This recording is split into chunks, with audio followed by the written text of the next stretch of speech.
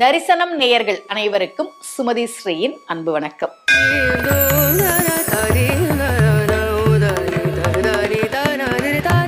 நான் உங்களுக்கு நிறைய பரிகாரங்கள், ஆன்மீக தகவல்கள் எல்லாம் சொல்லிட்டு இருக்கிறேன்.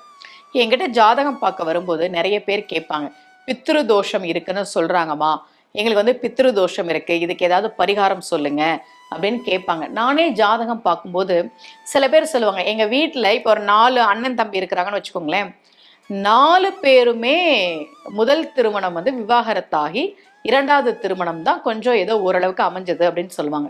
ஏதோ ஒரு சாபம் இருக்கு எங்க குடும்பத்துக்கு, ஒரு பித்ரு தோஷம் இருக்கு, இந்த மாதிரிலாம் சொல்லுவாங்க. உங்களுக்கு கூட உங்க ஜாதகத்துல கூட அப்படி ஏதாவது பித்ரு தோஷம் இருந்ததுன்னா அதுக்கு நிறைய பரிகாரங்கள் இருக்கு. தமிழ்நாட்டுல அதுக்குன்னே இருக்கக்கூடிய கோவில்கள்லாம் நிறைய இருக்கு. பித்ரு தோஷம் நீங்குவதற்கு நாம செய்ய வேண்டிய பரிகாரங்கள், அப்படி ஒரு பரிகாரம் தான் இன்னைக்கு பதிவு.